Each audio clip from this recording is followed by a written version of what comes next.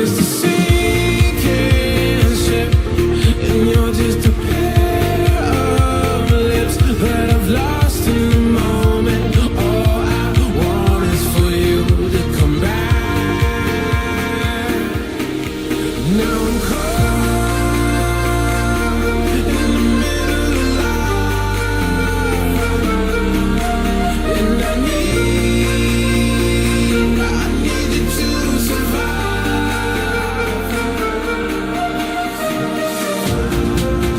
Whoa, I need you to survive. اهلا بيكم يا شباب في حلقه جديده من حلقات انجينيرنج تيبس، وبنشرح النهارده حاجه من الهيفي ايكويبمنتس اللي بتبقى في اوضه الغلايه او الستيم جنريتور او البويلر، ان كان البويلر ده ستيم بويلر او هو ستيم اكيوميليتور. يعني ايه الموضوع ده او الموديل اللي احنا عاملينه قدامك 3 دي ده احنا طبعا خدنا وقت في ان احنا نرسمه 3D عشان نبين ليك اغلب فتحات الجهاز ده والايكويبمنت دي. انت كطالب طبعا عايزك تقضي وقت كبير من يومك بعيدا عن المذاكره بتاعه الترمات او بعيدا عن المذاكره بتاعه المنهج، ان انت تتعرف على الهيفي ايكويبمنتس في العالم الواقعي او في العالم الحقيقي اللي انت هتطلع وتشتغل فيه بعد كده. اللي قدامك ده اسمه بلو داون فيسل، اسمه بلو داون فيسل. طب هو البلو داون فيسل ده يعني فايدته ايه في اوضه الغلايه او فايدته ايه في الستيم بويلر؟ فايدته ان هو بيبتدي يعمل ياخد ميه التفوير. طبعا انا هقول شويه مصطلحات كده وبعد كده هفهمها لك واحده واحده.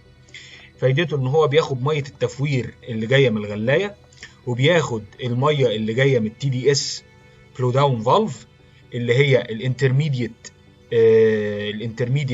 اللي هي اللي جايه من التي دي اس بلو داون فالف، والكونتينوس اللي هتبقى جايه من التي دي اس، والانترميديت اللي هتبقى جايه من البلو داون فالف اللي هو البوتوم بلو داون اللي هو صمام التفوير. طب ماشي، بعد ما خد الميه اللي جوه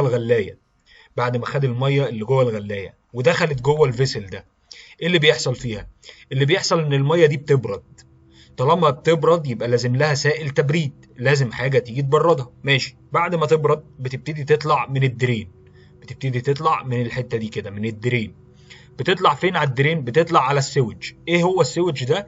السويج ده اللي هو مواسير الصرف الصحي في الاوضه بتاعه الغلايه او مواسير الصرف عامه بشكل عام. طب هو انا ما ينفعش اطلع الميه اللي من الغلايه اللي جايه من التي دي اس بلو داون فالف او اللي جايه من البوتوم بلو داون فالف على السويج على طول؟ لا طبعا ما ينفعش، لان دي هتؤدي لنحر في المواسير، وهتؤدي لان المواسير هيحصل لها ديفورميشن، والمواسير هيحصل لها انحناءات، وهيبتدي يحصل فيها كافيتيشن ويحصل مشاكل كتير جدا. طيب هو انا ليه اصلا بعوز افور الميه من الغلايه؟ طبعا الكلام ده كله هنتكلم فيه بس في حلقات قدام. انا عايز النهارده اخصص الحلقه في البلو داون فيسل. يبقى انا عرفت ان البلو داون فيسل ده هو بياخد ميه من التي دي اس بلو داون فالف ومن البوتوم بلو داون فالف. الميه دي بتبقى درجه حرارتها تكاد تكون 100 درجه مئويه، يعني تكاد تكون درجه الغليان بتاعه الميه، وان ما كانتش درجه الغليان بتاعه الميه، فهي بتبقى جايه بتغلي. بيبقى فيها بخار. يعني ايه بيبقى فيها بخار؟ يعني بيبقى فيها جزء ميه وجزء بخار. حلو، يبقى معنى كده ان انا دلوقتي لو دخلت الميه دي هنا، لو انا دخلت الميه اللي جايه لي، ولنفترض ان هي هتبقى جايه من الحته دي، من الفلانجه دي فلات فيس. هنتكلم طبعا في انواع الفلانشات بس مش دلوقتي. المهم ان الفلانشه دي فلات فيس، والفلانشه دي هيتركب قصادها فلانشه زيها، وبعد الفلانشه دي هيتركب فيها ايه؟ هتبقى بوت ويلدد في البايب اللي جايه من البويلر. بعد ما اتركبت وبعد كده الخرام دي حطينا بولتس ما بينهم. وطبعا لما تيجي تركب بولتات او لما تيجي تحط مسامير تحط واحد قصاد التاني، يعني حطيت مسمار هنا وصاموله تحط مسمار هنا وصاموله عشان ما تعملش عمليه انحراف في الماتيريال نفسها، لان الماتيريال دي هتتعرض لدرجه حراره عاليه، فممكن يحصل ديفيشن يؤدي لحدوث ليكج تسريب. المهم ان انا بعد ما ربطت الماسوره اللي جايه من الغلايه، يبقى الميه اللي جايه من الغلايه من البوتوم بلو داون فالف ومن التي دي اس بلو داون فالف هييجوا يتجمعوا مع بعض ويخشوا من هنا، خلاص يخشوا من الفلانجه دي. يخشوا عن طريق ايه؟ عن طريق بايب ملحومه في الفلانجه الثانيه ببات ويلد، واتركبت ببولت ومسامير في الفلانجه دي. طيب بعد ما هي دخلت على الميه، هي الميه دي جايه ببخار صح؟ الميه دي جايه ببخار. طيب لو هي دخلت على الفيسل وهو فاضي، تتوقع ايه اللي هيحصل؟ اتوقع ان الحته المفتوحه بتاعت الدرين دي اللي هيحصل ان هنا في فالف برضو، والفالف دي نورمالي اوبن، فاللي هيحصل كالاتي: نورمالي كلوز. انا بفتحها بعد كده، بس بفتحها لما التمبريتشر كنترولر يقرا درجه حراره معينه. خليني بس نمشي خطوه خطوه. ان الدرين لو مشي في الدرين ميه وبخار، هيؤدي لايه؟ هيؤدي ان البخار السبيسيفيك فوليوم بتاعته عاليه جدا، فهيخلي ان الميه تمشي اسرع، وبالتالي يؤدي لحدوث الووتر هامرنج، ان الفيلوسيتي بتاعه الووتر هتبقى سريعه جدا جدا جدا، ممكن تكسر فالفات وتعمل باك بريشر. يعني مما لا شك فيه ان انا مش عايز في الدرين ده يطلع لي بخار، فبالتالي انا لازم اكون مالي جزء من الفيسل ده ميه ساقعه، ماليه ميه ساقعه. الميه دي بتخش من الدوميستيك، اول ما بتدخل ميه ساقعه لاوضه الغلايه بتقوم مدخل للبلو داون فيسل شويه ميه ساقعه تملى لحد نصه.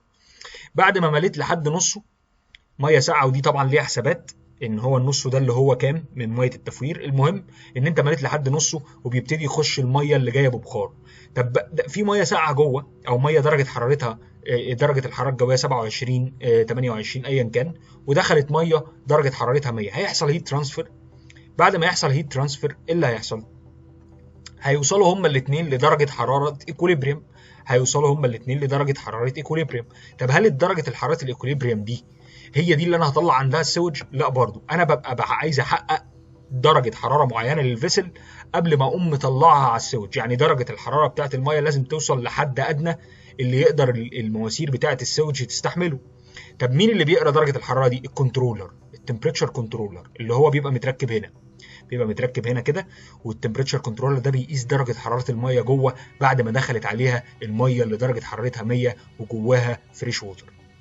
بعد ما بعمل كده، لو لقى ان درجه الحراره لسه ما اتحققتش، يعني لسه عايزه تقل شويه كمان، بيقوم مدخل من البورت دي اللي بيبقى متركب عليها تمبريتشر كنترولر فالف. الفالف ليها سيلونويد اكتويتور، الكتريكالي اكتويتور، اللي بيحركها مين؟ اللي بيحركها التمبريتشر ده. يعني التمبريتشر ده بيقول له انا والله لسه ما حققتش درجه الحراره دي، انا عايز شويه ميه ساقعه كمان. فيروح يقول لي الكلام ده للكنترولر، فالكنترولر يقوم مشغل السولينويد بتاع الفالف، فالفالف تفتح تدخل ميه ساقعه تاني لحد ما التمبريتشر كنترولر اللي متركب هنا يقول له انا خلاص وصلت لدرجه الحراره اللي اقدر اعمل منها درين. فيروح يبلغ بدرجه الحراره دي الكنترولر، فالكنترولر يفتح ايه؟ يفتح الصمام اللي هيبقى هنا ده، او اول ما يفتحه الكتريكال اكتويتد هيبتدي ان هو يعمل درينج للميه بتاعتي ويطلعها على السوج. يبقى البلو داون فيسل فانكشن بتاعته ان هو بيبرد ميه الغلايه اللي جايه من البوتوم بلو داون والتي دي اس بلو داون، عشان في الاخر يطلعها على السوج في حاله امنه. بس كده؟ لا، في حاجه كمان، ان هو كمان بيطلع ستيم. فانا دلوقتي قلت لك ان الميه اللي جايه دي جايه ببخار. هل انت متوقع ان اول ما هتنزل مش هيبقى فيها، مش يعني الفيسل ده ما فيهوش بخار؟ لا، في بخار. طالما في بخار، فالميه كثافتها اللي تبقى عاليه، الليكويد هينزل لتحت. حلو كده، فهيعمل هنا سيلينج على الدرينج، مش هيخلي هنا في بخار ينزل، لان البخار كثافته اقل، فالبخار هيطلع فوق. فاقوم انا عامل له فتحه فوق اسمها الفنت. وهنا الفلانج دي طبعا ايه؟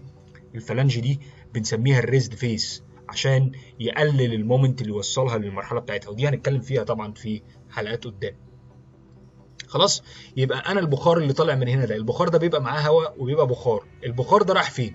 البخار ده ممكن تروح توديه تطلعه بره خالص، ممكن ترجعه على الدياريتور يبتدي يسخن لك الميه بتاعه الفيد ووتر تانك. بس طبعا التوتال ديزولفد سوليد هتبقى فيه عاليه، بس عشان في فنت فممكن النون كوندنسبل جازز تطلع مع درجات الحراره العاليه، لان بتبقى تقريبا درجه حرارته تقارب درجه الحراره الساتوريشن اللي هي 100 عند الواحد بار. فهيبتدي يطلع البخار من هنا ده. ممكن بقى اروح استخدمه في اي حاجه تانية، ممكن استخدمه في ان انا اسخن ميه الدياريتور، وهنتكلم طبعا في الدياريتور وهنرسمه 3 دي موديل. طب انا كده قلت كل حاجه موجوده في الموضوع ده غير المكان ده. ايه ده؟ ده اوفر فلو. عشان لو انا مليت التانك ده زياده عن اللزوم، الاوفر فلو ده بيقوم متوصل لوحده بالدرينج.